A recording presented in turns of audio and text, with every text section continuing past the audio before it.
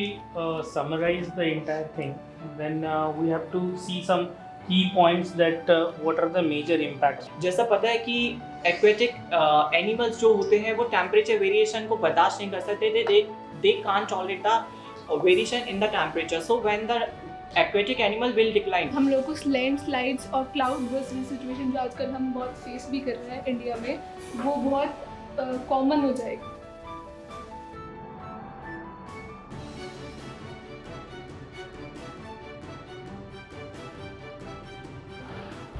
In today's class, ये panchayat session में आज हम बात करने वाले हैं क्लाइमेट चेंज के बारे में। तो let's start with the thing कि क्लाइमेट चेंज होता क्या है। What is climate change? Sir, in climate change में बहुत सारी चीज़ें होती है, लाइक टेम्परेचर का बढ़ना और अगर डेफिनेशन की बात करूं, आप समझते क्या है कि क्लाइमेट चेंज होता क्या है?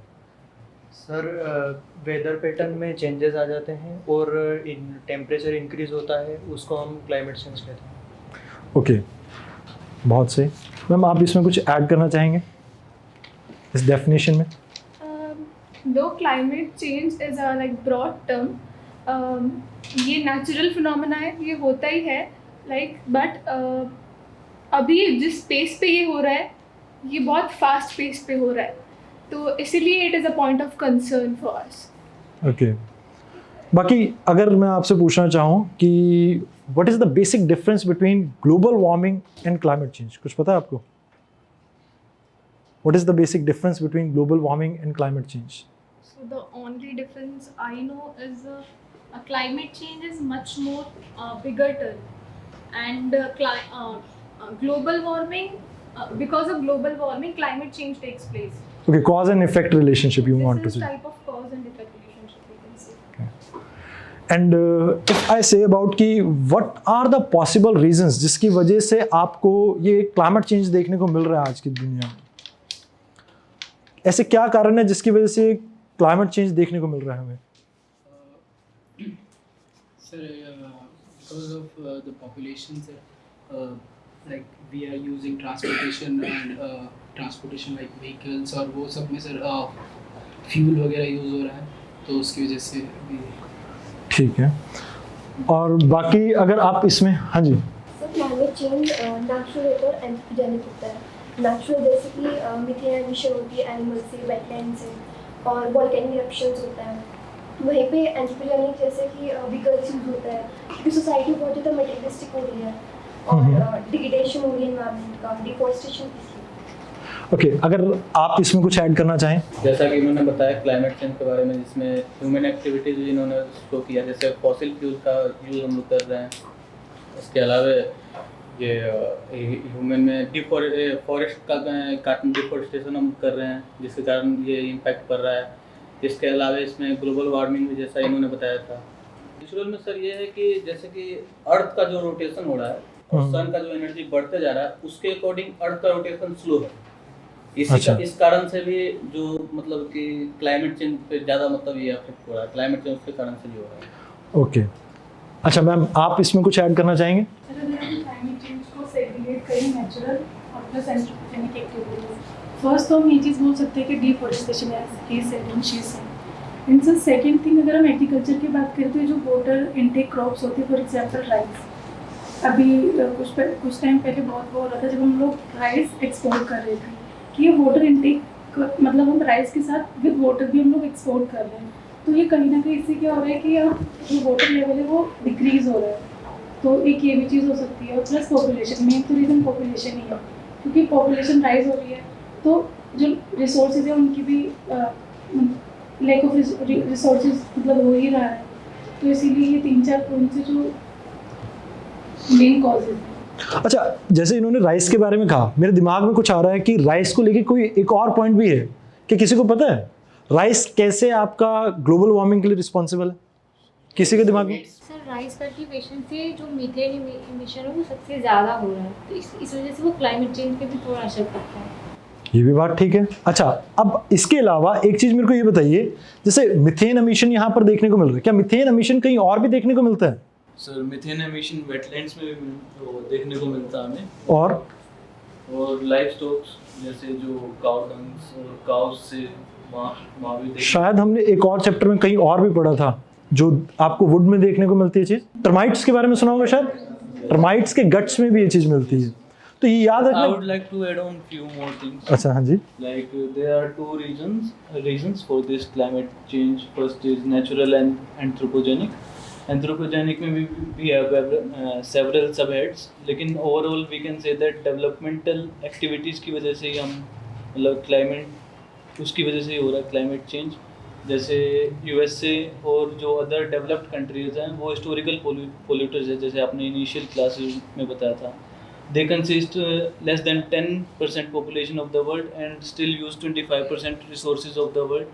And now they lecture us about the developmental activities and say कि जैसे हमें zero carbon emissions, these sort of activities we need to do and control our pollution. लेकिन ओवरऑल जब तक हम अपने मतलब बिहेवियर में चेंज नहीं लेके आएंगे तो मतलब we can't change anything about this climate. Very well said, very well said. अब इसके अलावा आप ये बताइए, कोई बताना चाहेगा इम्पैक्ट क्या है इस क्लाइमेट चेंज के हमारे ऊपर? हाँ जी आप।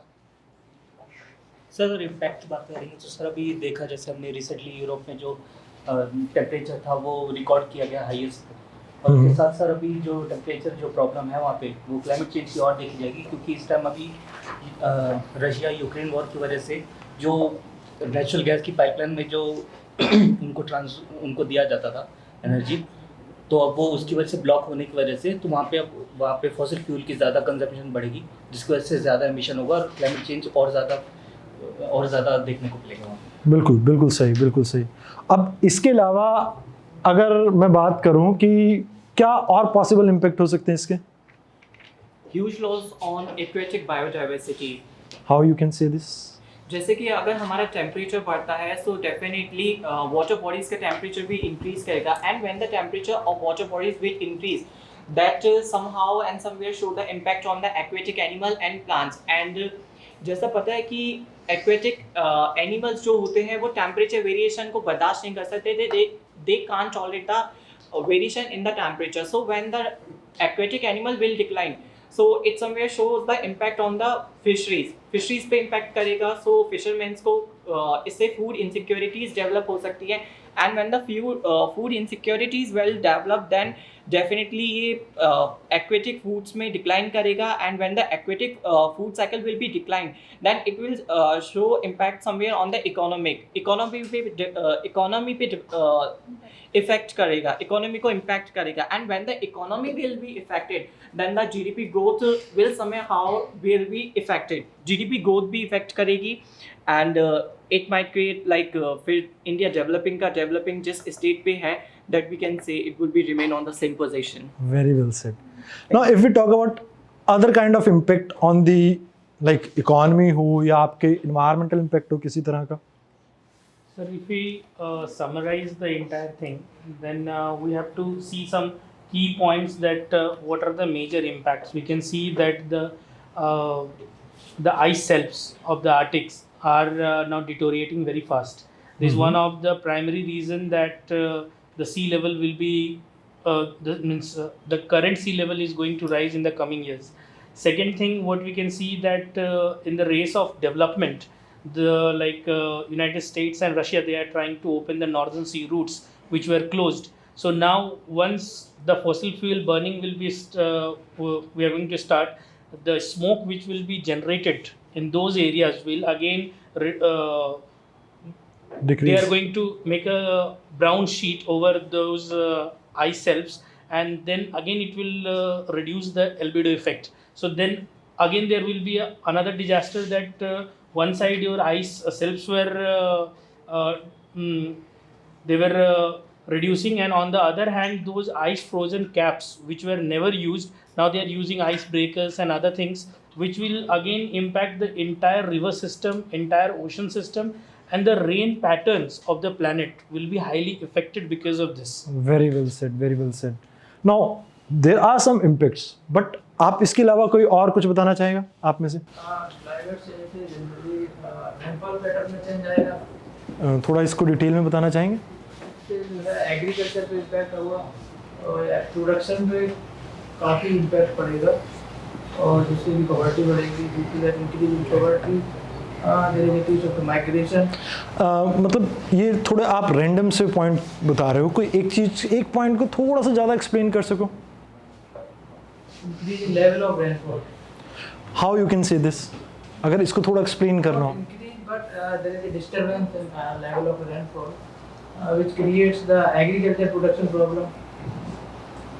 Okay, let your friend continue. हाँ जी सर, क्लाइमेटिक चेंज ज़्यादा से ज़्यादा मतलब जीडीपी में बहुत इफेक्ट करेगा, क्योंकि जो इकोनॉमिक है मतलब इंटरनेशनल लेबर ऑर्गेनाइजेशन है तो reduce 20% human mostly tropical area depended upon the fisheries, like मतलब जीडीपी उनका जो है वो बहुत डिक्लाइन कर जाएगा। तो एग्रीकल्चर के ऊपर इसका बहुत इफेक्ट करेगा, तो इसका प्राइवेट सेक्टर जो बहुत अफेक्ट करेंगे, तो इसकी वजह से जो जीडीपी है उनका भी थोड़ा बहुत डाउन हो जाएगा। उसके बाद अगर जो मशीनरी चीज में देखेंगे तो ओवर हीटिंग के जब होगा तो प्रोडक्शन लेवल भी थोड़ा कम हो जाएगा, तो जीडीपी के बारे में जीडीपी उसके वजह से भी ज़्यादा कम हो सकता है। देखा जाए तो फिशिंग सेक्टर में भी बहुत मतलब जो होता है वो इसके ऊपर भी बहुत इफेक्ट करेगा, तो इधर भी वो मतलब जीडीपी में ज़्यादा इफेक्ट करेगा। जैसे कि बताया एनर्जी सेक्टर में भी, जैसे कि कोल जैसे रिक्वायरमेंट बढ़ेगा, तो कोल का रिक्वायरमेंट बढ़ने से वो टेम्परेचर इंक्रीज होगा, तो कार्बन एमिशन ज़्यादा होगा सर। सो इसकी वजह से भी ये हो सकता है सर। और एग्रीकल्चर में तो बहुत ज़्यादा हो सकता है कि जैसे कि रेन पैटर्न का चेंज हो सकता है, और शॉर्ट ड्यूरेशन में एग्रीकल्चर के ऊपर बहुत मतलब ठीक ठाक रहेगा, पर लॉन्ग टर्म में इसका बहुत ज़्यादा इफेक्ट रहेगा sir. Sir, international labour organisation के स्टडी में पाया गया कि 2 डिग्री टेम्परेचर बढ़ने से 40% आदमी की एफिशिएंसी में कमी आ जा रही है। और दूसरा चीज़ जो इन्होंने कहा कि वो आइस कैप जो मेल्ट होगा उससे क्या दिक्कत होगा, तो उससे ये होगा कि कोस्टल एरिया जो है वो सबमर्ज हो जाएंगे और वहाँ के जो लोग हैं वो माइग्रेट करेंगे दूसरे जगह पे, तो ये एक कॉज हो सकता है।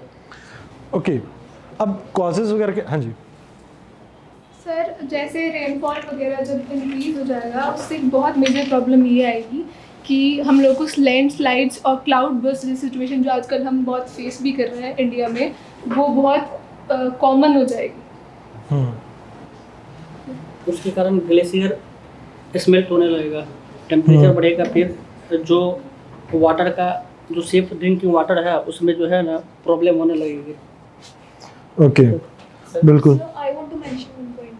Okay. Behind the melting of glaciers. Sir, as he said earlier, because albedo takes place, so snow starts to melt. When snow starts to melt, there are so many pathogens that would definitely come out.